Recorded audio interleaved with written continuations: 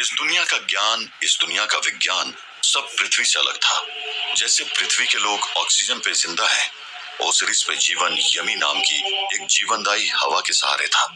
ऊंचे आसमान को छूते पहाड़, कलकल बहती नदियां, फूलों से भरी वादियां, सुंदर जानवर, प्यारे पेड़ पौधे और चहचहाते पक्षी। स्वर्ग से भी ज्यादा सुंदर थी ओसिरिस की दुनिया। यहाँ के लोग दो वंशों में बटे हुए थे। एक अग्निवंश के ऊर्जा योद्धा और दूसरे तांत्रिक कुल के विद्वान राक्षस।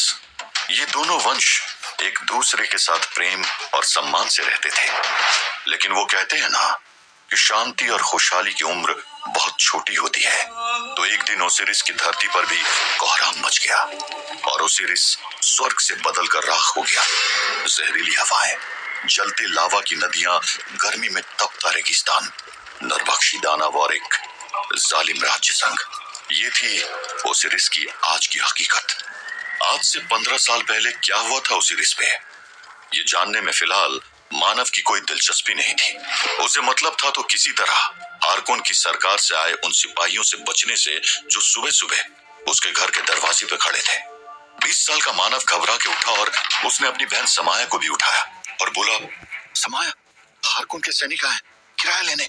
समाया, जो मानव से 2 साल छोटी थी और दिखने में बहुत सुंदर थी, वो बोली, भैया अब क्या करें? तू ना अंदर जाके जमीन के अंदर जो खुफिया कमरा बनाया है ना, उसमें छुप जा। अगर उनकी तुझ पे नजर पड़ गई तो। हार्कोन के सिपाही ओसिरिस की आम जनता को बहुत तंग करते थे। उनके दिल में जो भी आता वो लोगों के साथ वैसा बर्ताव करते। कभी बीच बाजार किसी मासूम की बेरहमी से पिटाई, तो कभी किसी लड़की की इज्जत के साथ खिलवाड़। मानव ये अच्छी तरह जानता था, तभी उसने और उसकी माँ ने सालों पहले किसी बेरहम वक्त से बचने के लिए जमीन के नीचे छुपने की वो जगह बनाई थी। समाया अपने भाई के बोलते ही सीधा भाग के घर की रसोई के नीचे बने उस खुफिया कमरे में जाके छुप गई। मानव ने खुद को शांत किया और जाके दरवाजा खोला। दरवाजे पर हार्कोन के 5 सैनिक खड़े थे। उनमें से एक बोला, इतना वक्त क्यों लगा दरवाजा खोलने में? मानव बोला, सूबेदार साहब, सो रहा था। असल में कल देर रात तक काम किया था तो आज सुबह उठने में देर हो गई। वो सिपाही मानव को घूरते हुए बोला, अरे इतना काम कर रहा है तो किराया क्यों नहीं भरा? पता है ना जिस घर में तू रहता है वो हार्कोन के राज्य संघ का है। मानव बोला, जानता हूँ सूबेदार साहब, असल में पिछले महीने माँ की तबीयत खराब थी, वो अभी भी अस्पताल में है। दवाइयों में बहुत खर्चा हो गया इसलिए किराए में देर हो गई। ओह, तो तेरी माँ की जान हार्कोन के किराए से ज्यादा जरूरी है।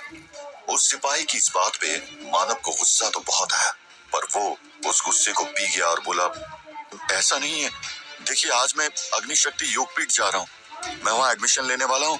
वहाँ मेरा सिलेक्शन होगा और मुझे हर महीने 12,000 मुद्राएं मिलेंगी। आप सिर्फ कल तक का इंतजार करें, तेरा सिलेक्शन होगा अग्निशक्ति योगपीठ में। इलाज की जरूरत तेरी माँ को नहीं तुझे है। वैसे सुना है तेरी बहन बहुत सुंदर है और काफी जवान भी हो गई है। अब जब हम यहाँ तक आ ही गए तो किराया न सही कुछ दिल तो भर लिया जाए। किराया कल ले लेंगे, हाँ? ये कहकर वो सिपाही मानव के घर के अंदर घुस गए। उन्होंने चारों तरफ देखा। एक सिपाही तो उसी दरवाजे पर खड़ा था जिसके नीचे समाया छुपी थी। मानव की सांसें अटकी हुई थी। वो थोड़ा हौसला करके बोला, सूबेदार साहब, वो तो रात से वापस नहीं आई, काम पे गई है ना? रात को कौन सा काम करती है वो? ये कह के वो सिपाही मानव को कुछ देर तक घूरते रहे और फिर घर के चारों तरफ अपनी नजरें दौड़ा के वहां से चले गए। जाते हुए सूबेदार बोला, अगर कल किराया नहीं दिया ना तो तुझे घर से बाहर निकाल दूंगा और बीच बाजार तेरी बहन की बोली लगा के किराया वसूल करूंगा। उस सूबेदार की बात सुन के मानव का खून खौल रहा था, लेकिन वो चुपचाप अपने हाथ बांधे खड़ा रहा। उनके जाने के बाद मानव भाग के अंदर गया और उसने अपनी बहन को बाहर निकाला। समाया को सांस नहीं आ रही थी। कुछ देर बाद समाया की हालत ठीक हुई। मानव की आंखों में आंसू थे।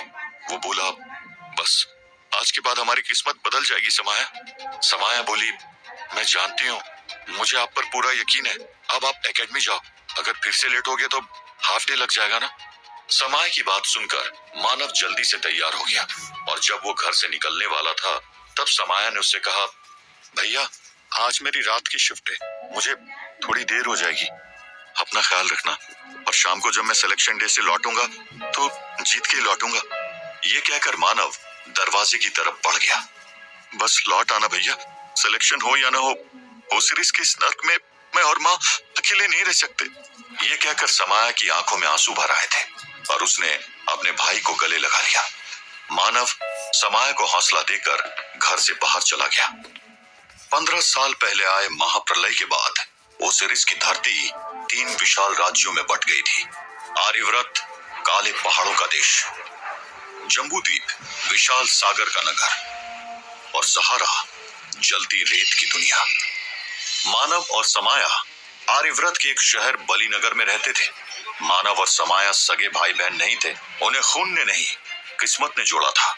असल में समाया के पिता एक मंदिर में पंडित थे और आज से 15 साल पहले ओसिरिस के प्रलय काल में एक नागा बाबा ने एक 4 साल का लड़का उन्हें सौंपा था। इसका ख्याल रखना, इसके हाथ में होगा ओसिरिस का भविष्य है। ये कह के वो नागा बाबा चले गए और कभी लौट के नहीं आए। उस पंडित और उसकी पत्नी ने अपनी बेटी समाया के साथ साथ इस छोटे लड़के मानव को भी अपने बेटी की तरह बड़ा किया। फिर करीब 3 साल पहले जब पंडित जी की मौत हो गई तो हारकोन के राज्य संघ के हुक्म से मानव, समाया और उनकी माँ को मंदिर से निकाल के एक छोटे से घर में डाल दिया गया था। और तब से मानव और उसका ये परिवार दर बदर की ठोकरें खा के जी रहा था। मानव अपने घर से निकल के आधे घंटे में अग्निशक्ति योगपीठ पहुंच चुका था। अग्निशक्ति योगपीठ वो कुंफू एकेडमी थी जहां बहादुर नौजवान कुंफू के युद्ध शास्त्र और ऊर्जा शास्त्र की ट्रेनिंग लेते थे। अपनी ट्रेनिंग के बाद ये जवान मार्शल योद्धा बनते थे और मानव ने बचपन से यही सपना देखा था, मार्शल योद्धा बनने का। उसके पास ऊर्जा शास्त्र और कुंफू सीखने के लिए न कोई पैसे थे और न ही कोई सुविधा, इसलिए उसने अग्निशक्ति योगपीठ में ही नौकरी कर ली थी, एक सफाई कर्मचारी की।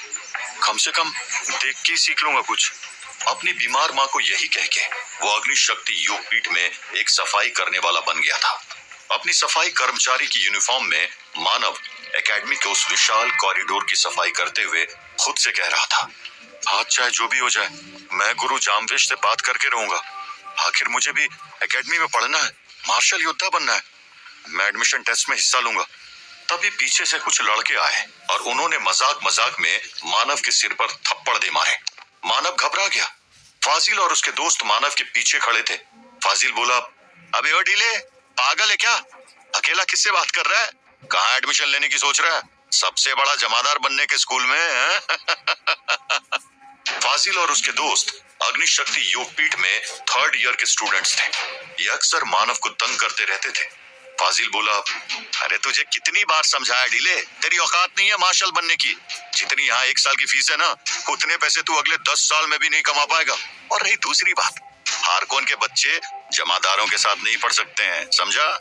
ये कह के फाजिल ने एक हल्का सा ऊर्जा का ब्लास्ट किया और मानव के पीछे की बाल्टी और मॉप दूर जा गिरा और सारा कॉरिडोर गंदा हो गया। जा जा काम कर, नहीं तो अगर तेरी शिकायत कर दी ना तो काम चोरी के इल्जाम में तुझे नौकरी से निकाल देंगे। फिर तेरी सुंदर बहन को बार में वेटर से डांसर बनना पड़ेगा। ये कहकर वो सब हंसते हुए वहां से चले गए और मानव चुपचाप कॉरिडोर साफ करने लगा। यहाँ मानव बेइज्जती झेल रहा था और दूसरी तरफ जिस क्लब में जहाँ समाया जॉब करती थी वहां उसका भी अपमान हो रहा था। क्लब का मालिक उससे बोला, समाया, मैंने तुम्हें पहले ही कहा था कि इस क्लब में लोग अपना दिल बहलाने के लिए आते हैं।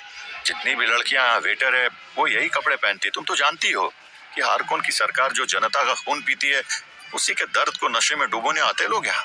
सभी लड़कियां यही यूनिफॉर्म पहनती है। अगर तुम्हें नहीं पसंद तो नौकरी छोड़ दो, लेकिन रोज रोज वही बात मत करो मुझसे ना। समाया चुप हो गई और वो छोटी सी ड्रेस पहन के आ गई। उसको देख के क्लब का मालिक बोला, मैं तुम्हारा दर्द समझता हूँ समाया, लेकिन मजबूर की मर्जी नहीं पूछता ये जमाना। समाया अपना सिर झुकाए चुपचाप काम करने लगी। यहाँ क्लब में समाया अपनी किस्मत से लड़ रही थी और वहाँ एकेडमी में बेइज्जत होने के बावजूद मानव ने हार नहीं मानी। वो अपनी ड्यूटी पूरी करके एकेडमी के प्रिंसिपल गुरु जामवेश के पास गया और उनसे बोला, सर मैं भी आज के एडमिशन टेस्ट में हिस्सा लेना चाहता हूँ। गुरु जामवेश अपने एकेडमी के एक सफाई कर्मचारी के मुंह से ये बात सुन के चौंक गए और बोले, बेटा तुम कैसे हिस्सा लोगे? तुमने तो आज तक न ऊर्जा शास्त्र की ट्रेनिंग की है और ना ही कुंफू सीखा है। इस एडमिशन टेस्ट में आए नौजवान बेसिक ट्रेनिंग लेके आते हैं और तुम अगर ऐसे ही मुकाबले में उतर गए तो तुम्हारी जान भी जा सकती है। मुझे जान की नहीं, सम्मान की चिंता है गुरुजी।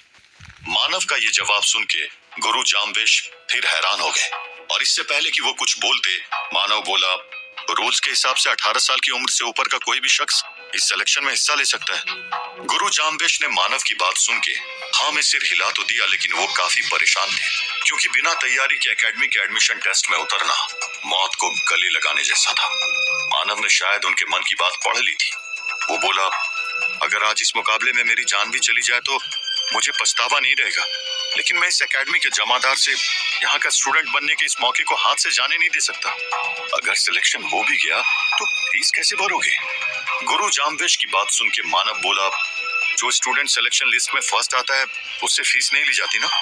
ये कहकर बिना गुरु जाम्बेश के जवाब का इंतजार किए जोश में युद्ध क्षेत्र की तरफ बढ़ता मानव नहीं जानता था कि वो कितना बड़ा रिस्क ले रहा था, क्योंकि इस मुकाबले में जो ऊर्जा और कुंफू के वार किए जाते थे वो इतने खतरनाक होते थे कि अगर उनसे ठीक से नहीं बचा जाए तो आपकी जान भी जा सकती थी।